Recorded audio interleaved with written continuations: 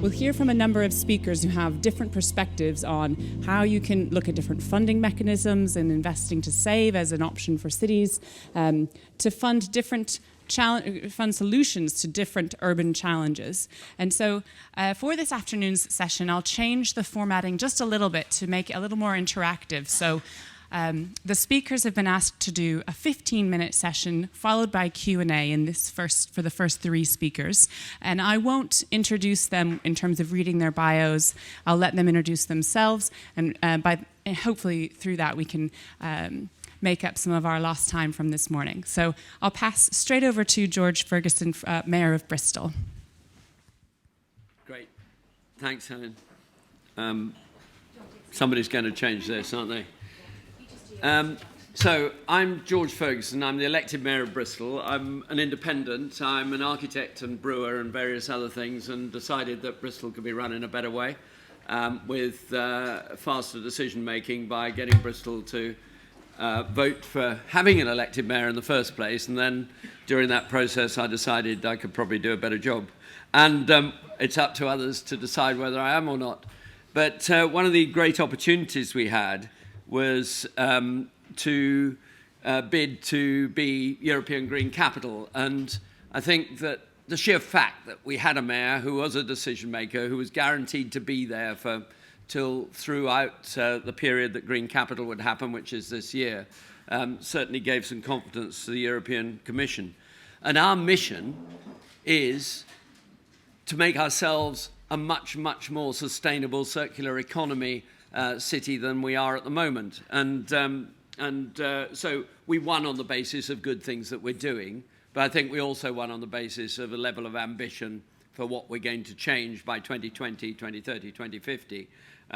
For instance, we are on course to reduce our energy output, our CO2 output by 40% between 2005 and 2020. We're well over, actually, in terms of what's been happening in the last couple of years, and so we're confident about that, and an 80% reduction by 2050, although I would like to try and make that 100%, although I'm told by my officers never to say that. But I think that level of ambition is really important. And what we're using EU Green Capital for, and I've been travelling the world, burning up a few air miles, unfortunately, but that is a necessity when you're dealing with these things, because what we need to use it for is to lever others. And for instance, just recently come back from Seoul, where we were trying to get together the cities through ICLEI, the world's representative for environmental local government, to make sure that we have a really strong build-up to the Paris COP21 in December, where we will be holding a cities pavilion. We've partnered, Little Bristol has partnered with Paris and ICLEI to have a global cities pavilion there, and that the purpose of that is for us to put pressure on national governments. So EU Green Capital, no small ambition. It's about changing ourselves and helping to change the world as well. At the same time, we went for being one of the 100 global resilient cities through the Rockefeller Foundation, and were successful with that. And I put a lot of energy into that, because I felt that there was nothing more important than having a really strong network of cities to work together, to learn off each other, and we've heard a lot about resilient cities today. I want to particularly talk about the resilience dividend. The resilience dividend certainly comes out of the thinking of the Resilient Cities Network, that particularly from Judith Rodin, who is the CEO of Rockefeller, has written a book on the resilience dividend. The resilience dividend is about how we benefit in other ways, how there is real payback if we buy into this agenda. It's not just about how we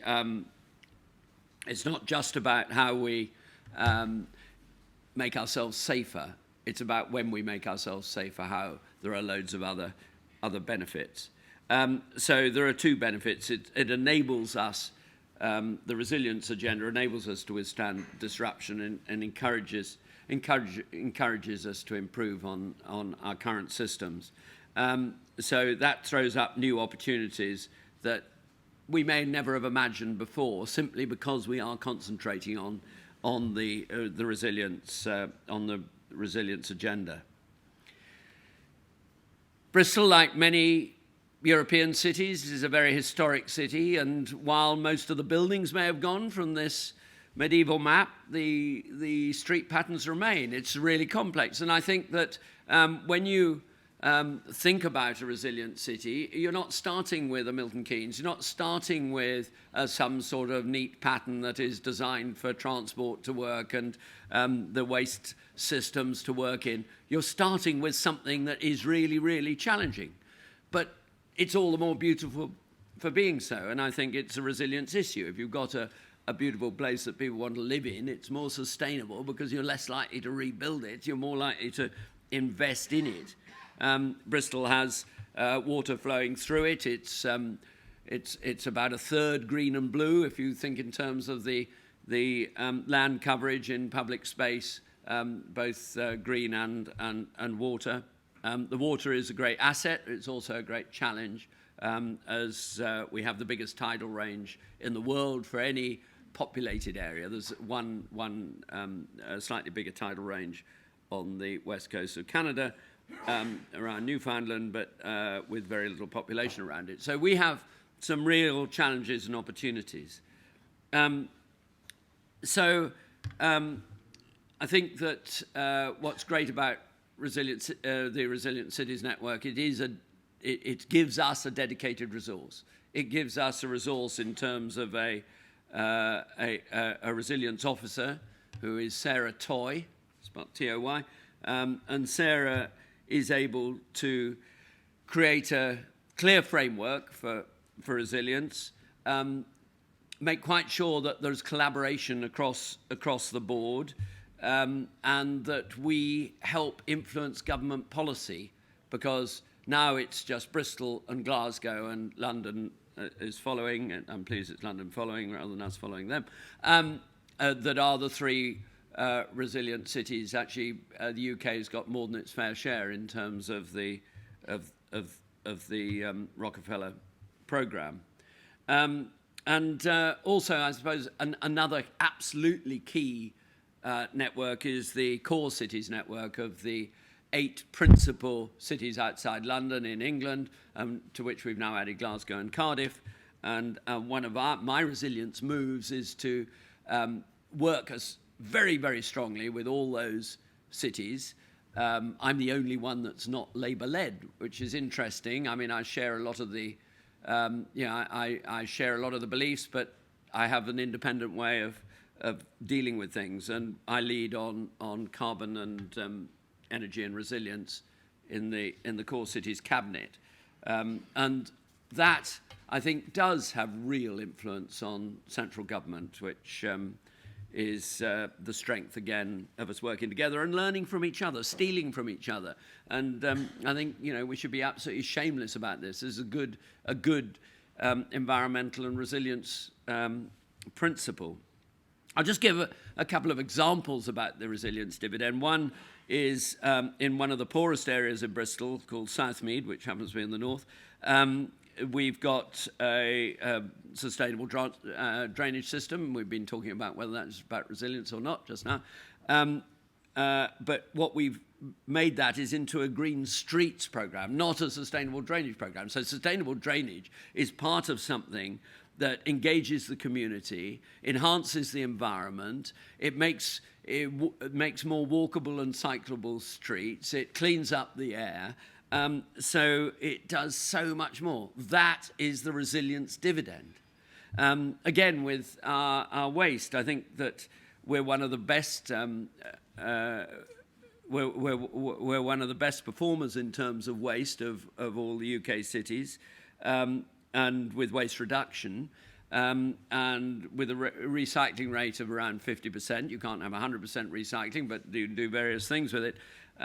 But also, we're now able to tie that into the fact that we're setting up our own energy company, and so that we'll take waste back from it being an outside contract into the city, so that we can be much more joined up between waste and energy. For instance, setting up our own energy company, investing 100 million as we've done in energy, which sounds small beer in London terms, but I can tell you it's very large beer in terms of provincial cities, in terms of energy saving in our own estate, because we can have all the clever solar and wind and everything else in the world, but unless we save energy, we're going to carry on being dependent on carbon fuels. And I don't want to be dependent on a nuclear power station close to Bristol when we haven't even learnt how to deal with the waste that has come from all the nuclear power stations that have been throughout my lifetime.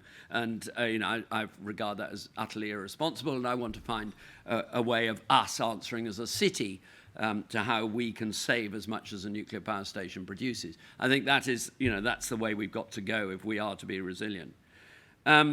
So there's a real financial incentive to this. This is the finance section, and I think I'm throwing up more questions than answers, but there is some real financial incentive. There is some short-term, but certainly some long-term savings. I think it's invest to save has got to be the principle that we all live by. I mean, waste, for instance, the greatest incentive would be a financial incentive, but we are unable under UK legislation to charge people for poor waste management. And we can charge them £1,000 fine for littering our streets, but we can't incentivize them in the way I would like to be able to incentivize them to reduce their waste more than they're doing at the moment. I think what is absolutely key is that we get everybody in the city working together. So for instance, we've got a joint venture with the University of Bristol called Bristol is Open, which is using their supercomputer and our physical networks. We bought 100 kilometers of rediffusions ducting, which creates a figure of 8 around the city that enables us to link up the whole city in terms of fiber optics. That enables us to create a real Internet of Things, so we can connect our car parks to our lighting or whatever it may be across the city. And we can be much more intelligent about the way we use our existing infrastructure and thereby save a huge amount of infrastructure. And I think that is really important, that we use this smart thinking, not to build more car parks, but to build less, but to be able to guide people to the right place to park if they're coming into an event into Bristol, preferably to come by public transport, but if they bring their car and they've got a full car, perfectly reasonable, but that they should be able to find the nearest, the cheapest, or whatever it is, and the walk that takes them to their event, a football match or an arena event.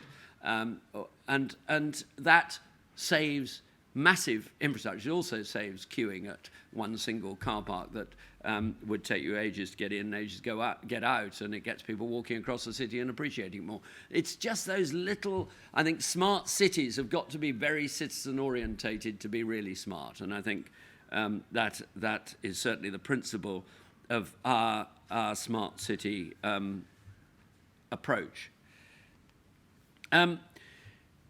This is the engine shed based at Temple Meads, which is a creative hub. It's a hub for startups.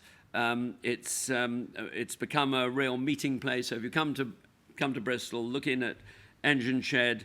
And I think what we're trying to use creativity to do is to create community identity. I regard that as a major sustainable issue. If you've got a good, satisfying community, people want to carry on living there. They don't want to rebuild it. They will invest in it. They will volunteer in it. They will play a part in it. And volunteering actually is a big thing that's coming out of the university. I've now got a pledge of 100,000 hours of volunteering out of our 2 universities, which will make a significant difference. But I think we want to use creativity. We want to use artists as part of this agenda, so that this is, when we're looking at land use, transportation, economic development, education, homes, we need to look at it in an inspiring way. So this is much more than just a return to the status quo and making things safe. It is inspiring people as well. So, just to finish, because I was told to race this, so I have, the resilience officer is now looking at water supply. We heard water issues are 90% of the challenge.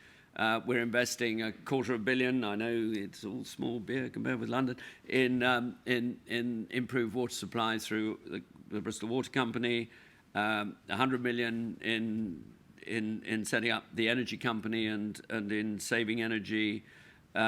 We have created our own circular economy. I'm paid in Bristol pounds, and I think the circular. It's a minority sport, but there are now nearly 1,000 businesses in Bristol that accept Bristol pounds. You go to any market in Bristol or whatever, they'll accept Bristol pounds. And I buy things. I can buy a bicycle. I can buy building materials. I can buy. I will not go to a restaurant unless it accepts Bristol pounds. I won't go to Tesco's. I gather other people are not doing that as well. And in fact, we're the first city that had a riot against the supermarket. I'm rather proud of that. Not of the fact that they did some damage, but I'm proud of the fact that the riot was against the supermarket. But this is about investing in your own city. It makes it more resilient. When it's not about being little Bristol, we are a small global city that's outward looking, but it's about encouraging that local enterprise, encouraging local shops to trade with each other, and that works really well. So that's part of being a smart city. Of course, we need to make quite sure that we are resilient to civil contingencies, floods, pandemics, and fuel shortages. So all those things are absolutely vital. But last but not least, this is about the kids. I've got a program for planting 36,000 trees across the city this year. Every primary school child to plant a tree. That is part of what we're turning into a global project called One Tree Per Child with an Australian organisation. Then we are getting many, many more people onto bikes. You will have seen from that aerial of Bristol, we're topographically challenged, that we have a lot of hills in Bristol, but nevertheless we've got a greater population, and I go everywhere on a bike. If an old man like me can cycle, there's no excuse for most people not to. And I'm just bowled over by the number of people who are now cycling. We've investing in the area around the station because it's a terrible arrival experience when you arrive in Bristol at the moment. It's like arriving in Beirut 20 years ago. And in order to do that, we're buying up some of the worst rubbish in order to be able to transform it and have much more control, because planning control, as you know, is really weak. So we're working in partnership with the HCA and with Network Rail, the three of us being the principal landowners around the station, to create what will be probably a 15-20-year plan, kicking off with some really good development that's starting now and with a new arena that I was determined to deliver. So I think we regard our project as one that others should steal from. We're not doing everything perfectly. I'm always looking to others for better ideas and better practices, and look forward to hearing what you've got to say. Thank you.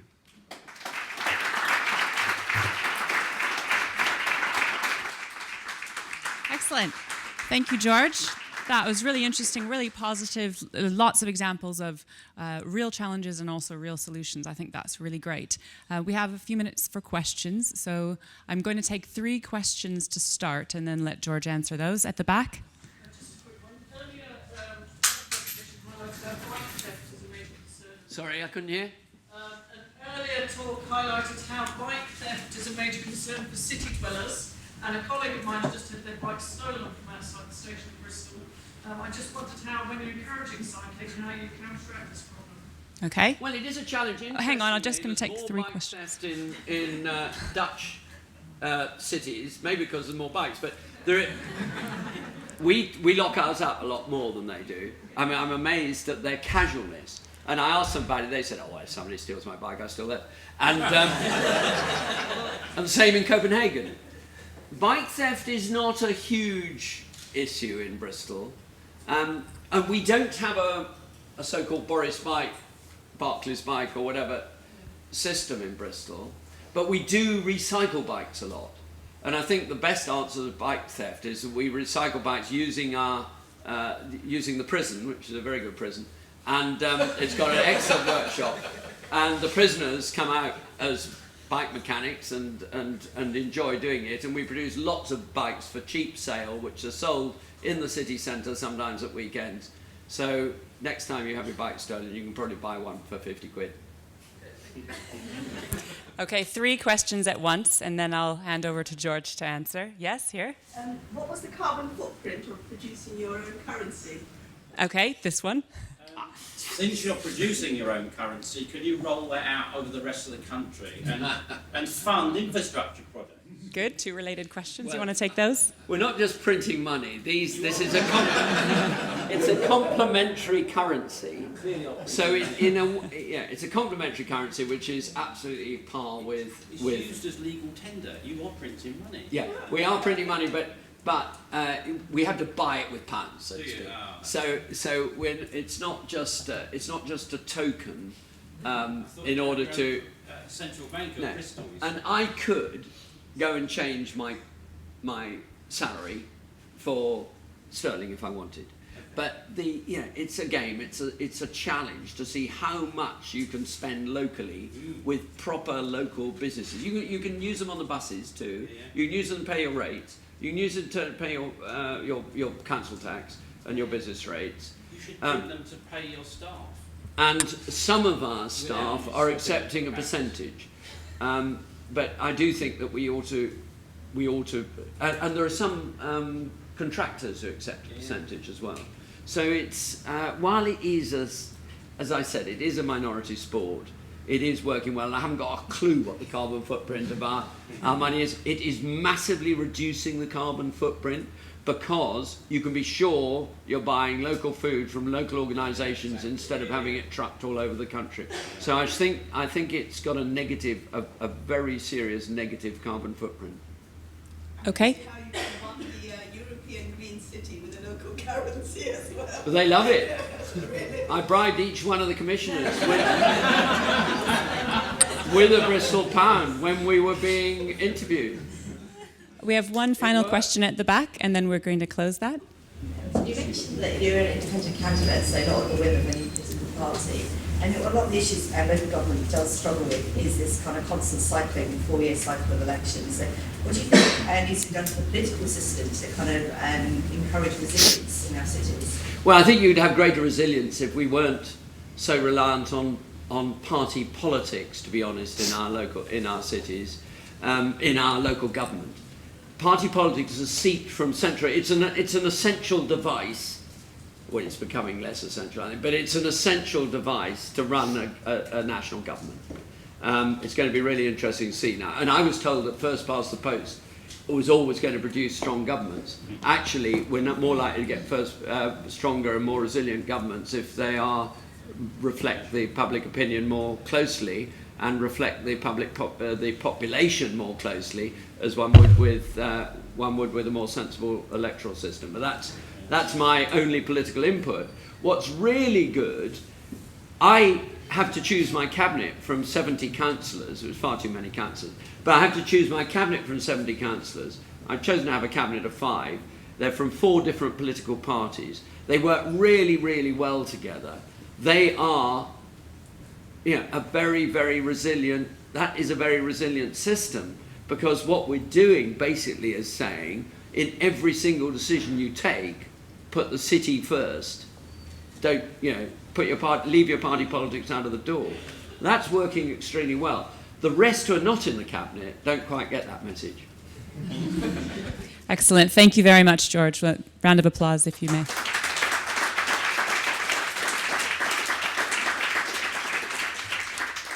Our next speaker is Richard Blyth from the Royal Town Planning Institute to talk to us about Invest to Save, going into a little bit more of the detail behind how cities can finance some of these solutions.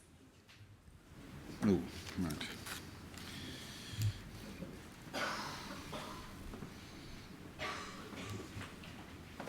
Can you show me where to look? I work for the Royal Town Planning Institute. It's the professional body for planners in Britain, and also we have members in Ireland and overseas. Hello. Yep.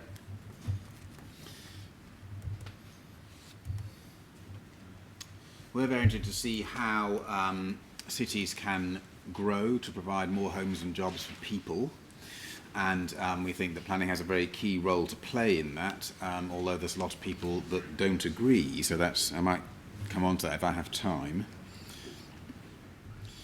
It's increasingly the case that cities compete with each other on a world stage.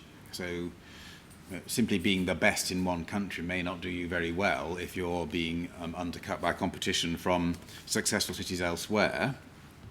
And one of the things that we seem to be finding is that the kind of things that make cities successful are not necessarily the things that a free market could produce on its own.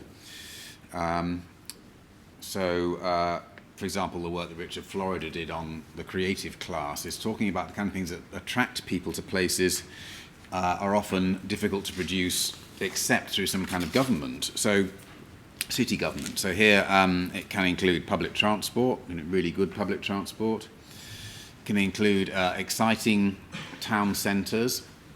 This is the custard factory in Birmingham, which was featured in our recent research project on how to make an economically successful city. It can include very good public open space. This is Lime Street Station, Liverpool, which was a finalist in the RTPI Planning Excellence Awards in 2011. The very bottom left-hand corner is how I always remember Lime Street Station. It's a bit hard to see, but this enormous 60s office block in the way. Now we have this beautiful plaza, and the view the other way is even better. Brilliant external communications. This is the new central station in Berlin. Being able to reach other parts of other successful cities as well as being able to travel around your own city. Again, difficult for the private sector to provide this. And affordable housing, or I should say housing which is affordable, because the term affordable housing kind of tends to mean one thing. This is, with no apology, from Hammarby Sjöstad in Stockholm. Housing which is affordable matters to mobile talent because most housing policies in most places favour incumbents, either people who own their own property or people who have, in New York, for example, a rent-controlled apartment, or in the UK, a controlled tenancy, which means that we tend to give housing to people who are already in places and make it very difficult for people to move to new places. How we do things at the moment is costing us. The way we organise our cities at the moment has current and future costs. They're not necessarily costs that you can put a price on, although you might be able to put more of a price on them than you'd think. And the way in which we can actually reduce future costs, again, tends to require group and concerted collective action. It's difficult to get private companies to make that happen for you.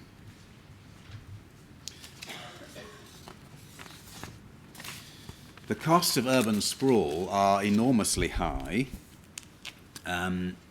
Most of the evidence on this comes from the States and Canada. This is the most sprawling place in America, which, being America, is quite a tall order. It's the Catawba Valley of North Carolina, and a researcher from the University of Utah pronounced this the most sprawling place. And I saw the comments, this is from Flickr, and I saw the comments on this. It's interesting that they said there are no trees, which is interesting. There's one little fir tree in the Maybe they'll grow. I mean, it's quite new. The New Climate Economy organisation produced a report last month which says that urban sprawl costs the American economy $1 trillion a year. Interestingly, roughly 40% of that is external, so we all pay it, but around 60%, $600 billion, is borne by the people in the places themselves. So it's kind of, you wish it on yourself. I can unpack that a little. Traffic fatalities. In rich but auto-dependent cities, which are these, the figures are 10 to 20 traffic fatalities per 100,000 residents, whereas we are talking about Stockholm, affluent but well-managed cities are 1.5 to 3 fatalities per 100,000 people. And the US Department of Transport values a life statistically at $6 million. So if you can reduce this, there's a monetizable value in play. It's well understood that public health is worse in places that are sprawling. Although interesting, it's quite hard to actually get good graphs to put up on this. This comes from, again, from Richard, Florida, via City Lab, where driving alone to work correlates with decreasing metropolitan health, which is an index made up of a number of composite elements, which I could give you the reference to.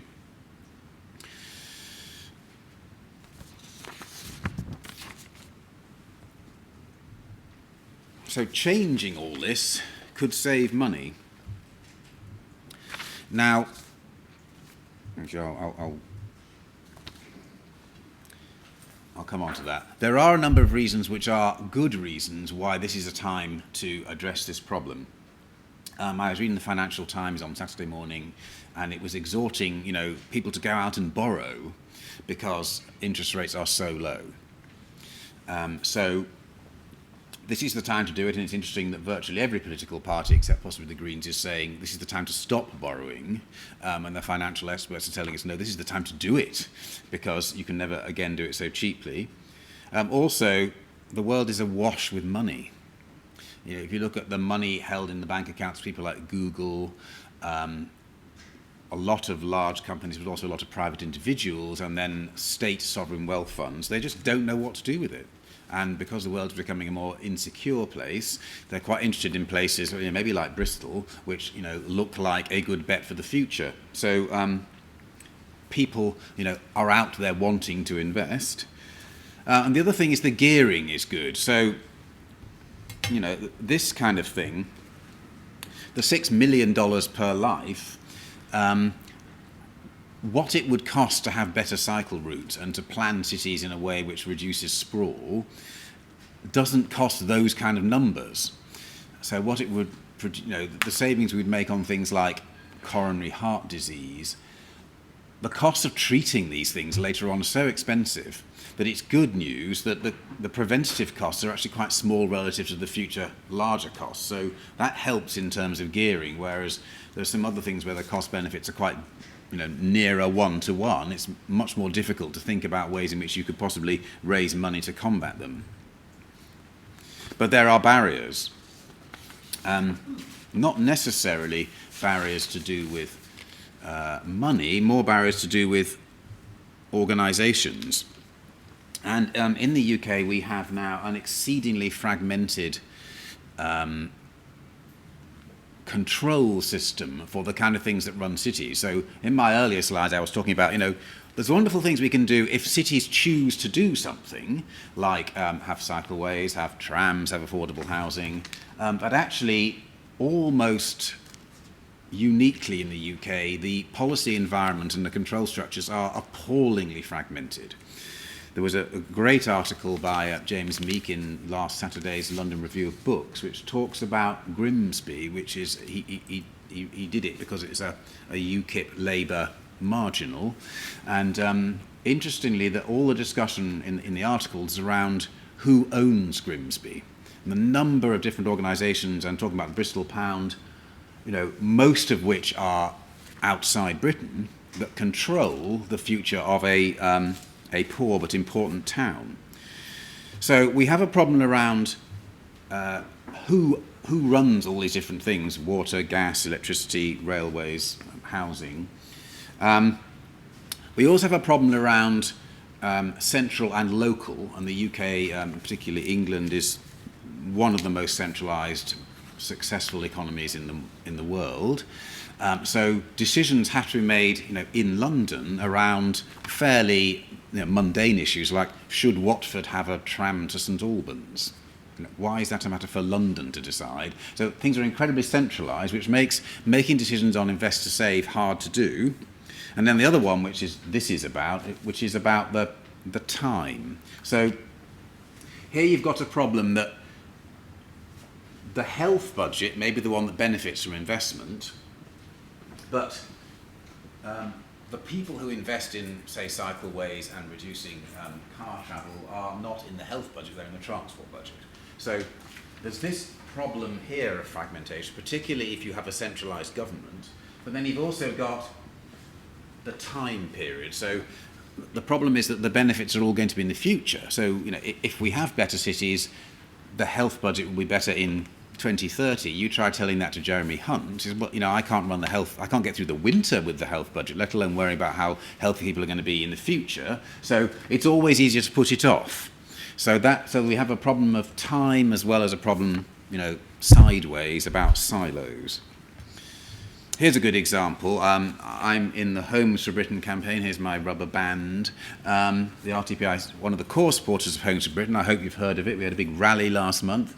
One of the scandals is that, a while ago we used to spend public money on building homes. Now we spend public money on paying private landlords to take people on housing benefit. This is from IPPR. It would be good if we went back to building more homes. There's an awful shortage of homes, especially homes that are affordable. The difficulty is that if you stopped housing benefit tomorrow, an awful lot of extremely vulnerable people will be in a really bad situation. So again, there's this thing about how do you move over the time and get from one place to another. This is interesting. I never thought I'd see this happen, but if the Conservatives are re-elected, they have a plan to devolve Greater Manchester's health budget to Greater Manchester. Now, that will come with, I suspect, a huge number of strings attached, particularly that you can't spend it on anything else.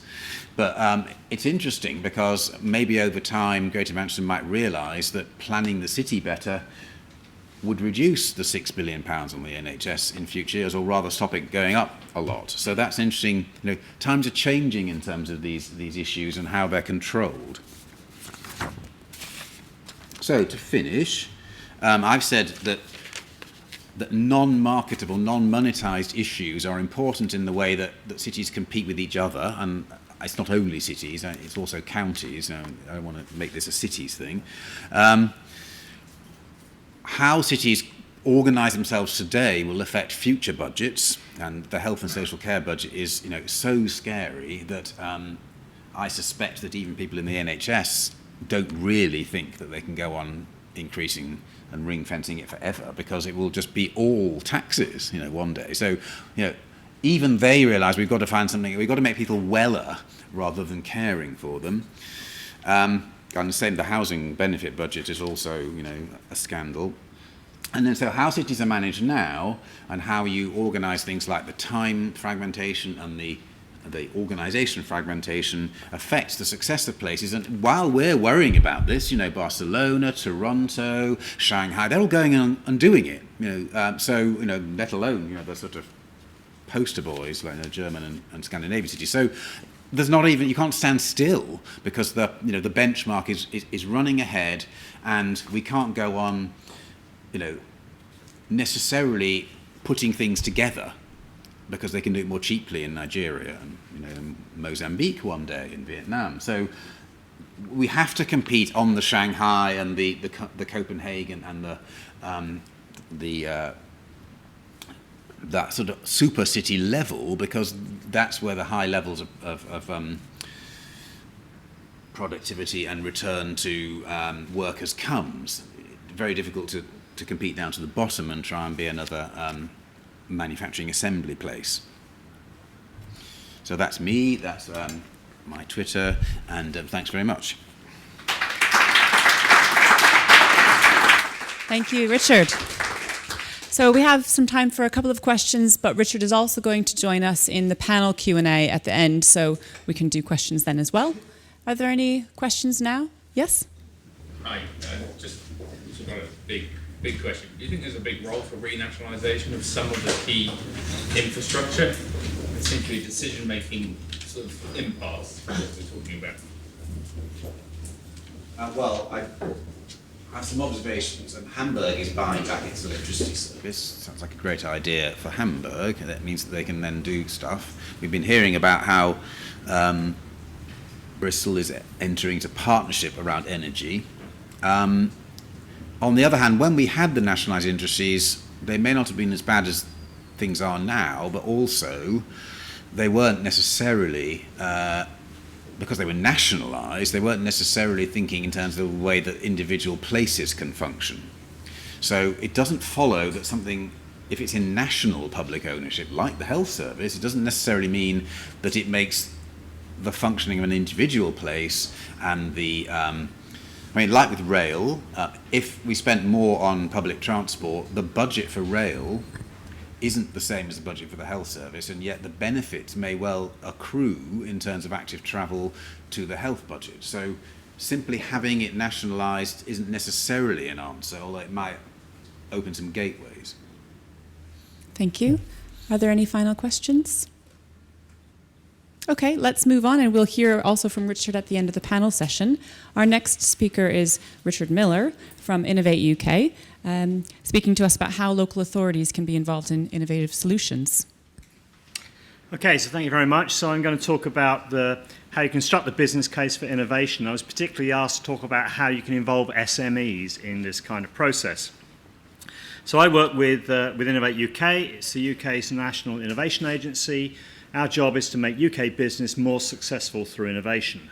So as one of my bosses used to say, we're not actually here to save the planet or save the cities. We're here to make sure that when the planet or the cities get saved, it's UK businesses that are supplying the solutions.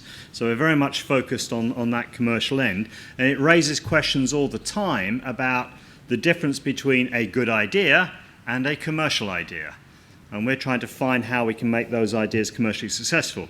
So the sorts of things we do, we're about accelerating the journey from concept to commercialization. How can we help companies go faster to market? We worry about how we can connect people together. Lots and lots of situations where you need businesses to find partners, they need funders, they need a whole network of people to work with. How do you make that connection work? The innovation landscape in the UK is very, very fragmented. We're interested in helping government make better use of its levers. So the government buys something like £240 billion worth of, so the public sector buys £240 billion worth of stuff a year. On their own, they are a massive market. And if they wanted innovation, if they wanted improved solutions, they could just make it happen on their own. So there's an interesting challenge there. And then we invest in priority areas where the UK can win. So we try and pick out those parts of the economy where the UK has real strength, real innovative capacity, and can drive solutions forward.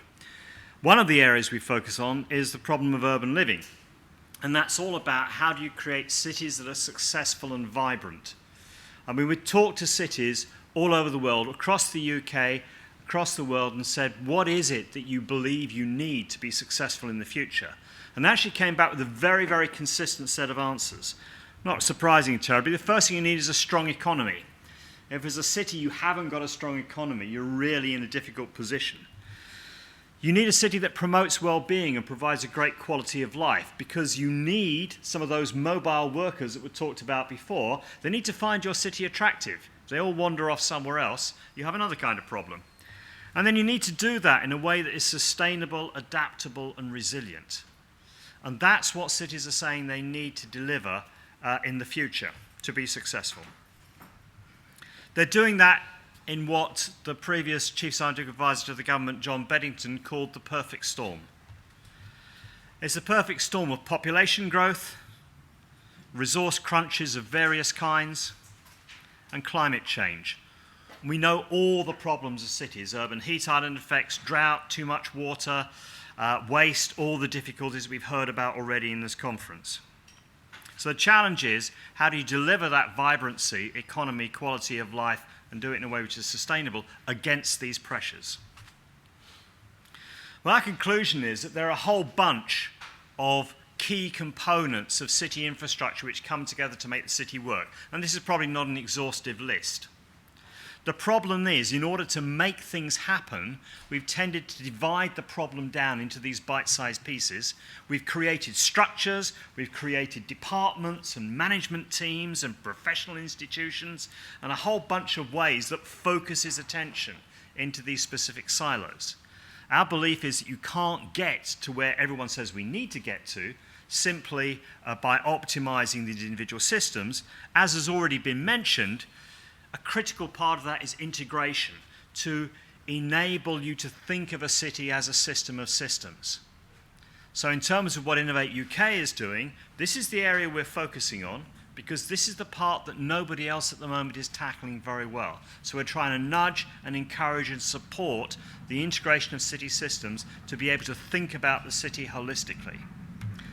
That tends to push you inevitably at this stage of development into thinking a lot about data, about open data platforms, about apps, about clever things you can do with sensors and data and monitoring and modeling, some of the stuff we heard about earlier today. But the point is, you're doing it for a set of reasons. It's not the end game. Having a smart city is not the end goal.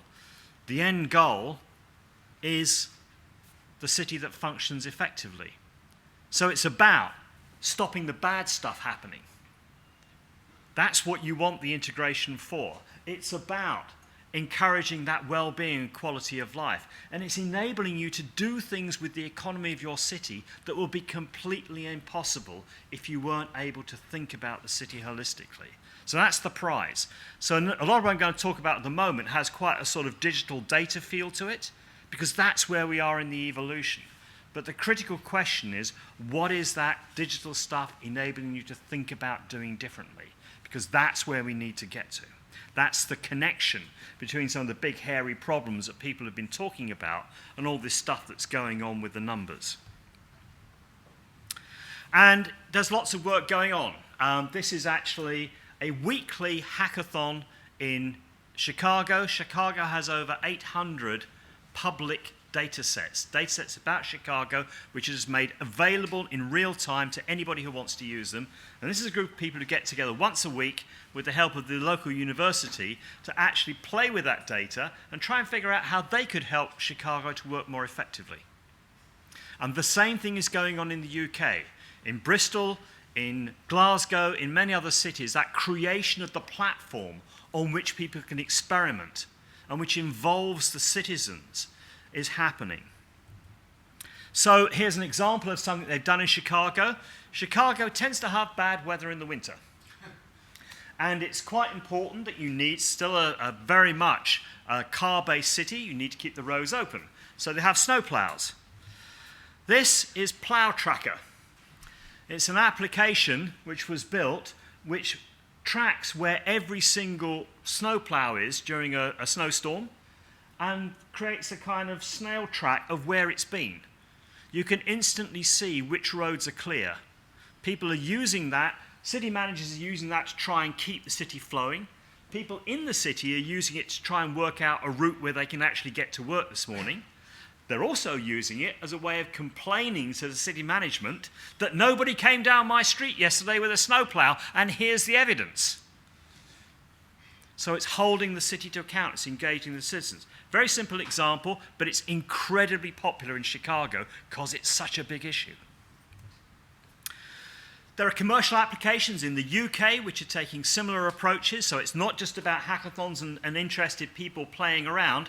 There are real commercial products. This is Idealize.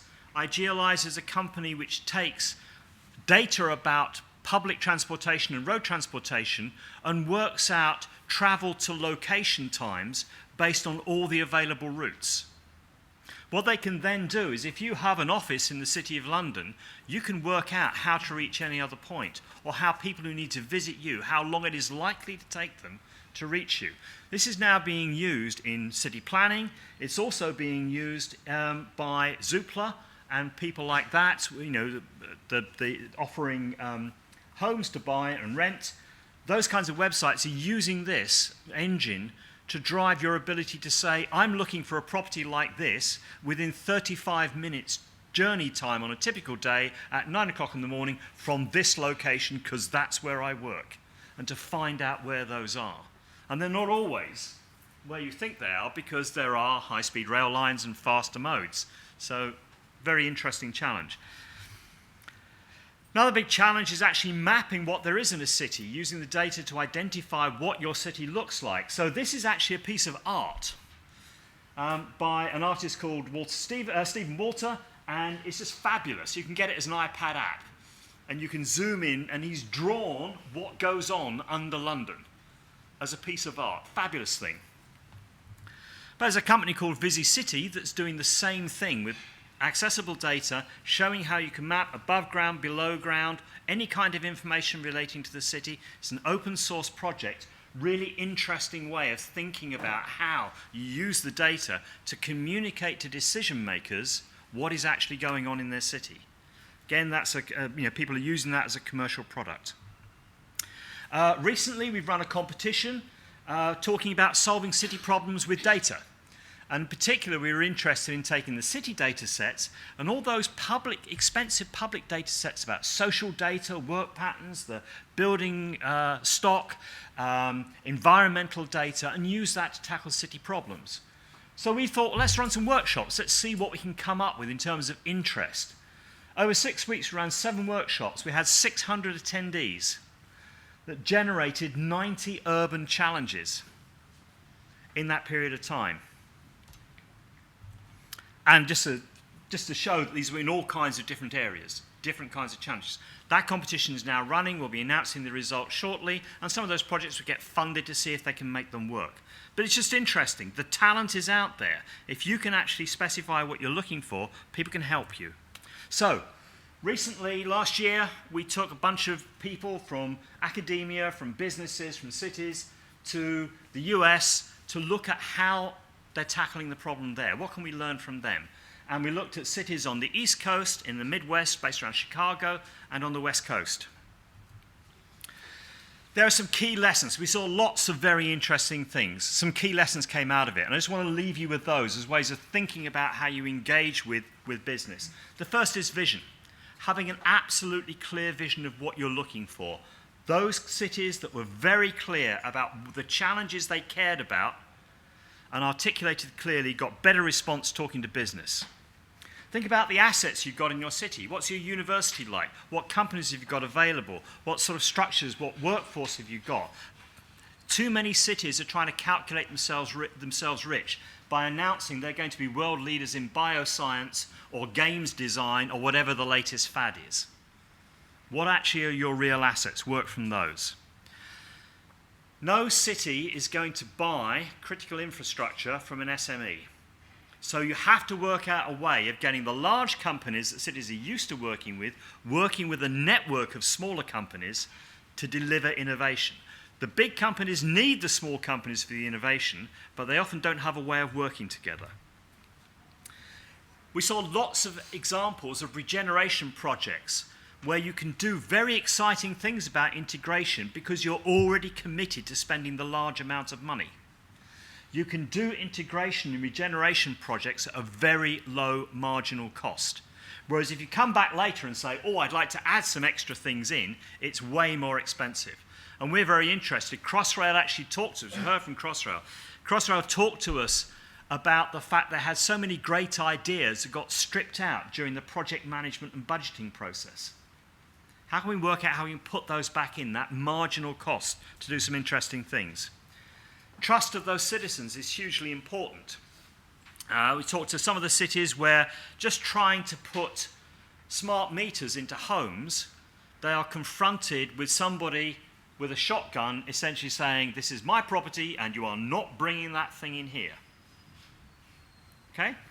So if you don't engage with people, if you don't build that trust, then you're going to have problems. And the techies in particular, we were talking to a bunch of people who are using Twitter data to look at how people move around at large events like concerts and big games. And we said, do the people worry about the fact that you're reading all their Twitter, everything that they may think is private, that you're taking their data and mapping what they're doing? And I said, they signed away all their rights to Twitter in the first place. They've got nothing to complain about. Well, maybe, but those people are not going to think like that. So getting the trust right. Dealing with the complexity, we've heard about that. The silos, the governance issues, that was a major barrier. Looking at demonstrator projects that were talking about the problem of having to deal with 13 different authorities in New York City to put up a road sign. That really slows things down. Interesting for your information, the American cities think that the UK is fabulous in terms of how simple it is to do things here. And then finally, planning for success. This is the absolutely critical one, which is why I've left it till last. We saw so many projects that people had done a demonstration, the demonstration finished, and nothing happened because there was no plan to integrate it with, sometimes it was, small company dealing with someone who thought it was a neat idea, small amount of money was found somewhere low down in the structure of the city, and then it's a success, and then people see it for the first time. So planning for success is a major thing, making sure that you're asking people about the challenges that matter, and if they come up with a solution, you've got a plan about how that might be integrated into the operations of your city. And if you can do those kinds of things, then you can draw on this fabulous wealth of innovation that's out there and on the funding that the government is providing to help businesses be more successful. Thank you very much.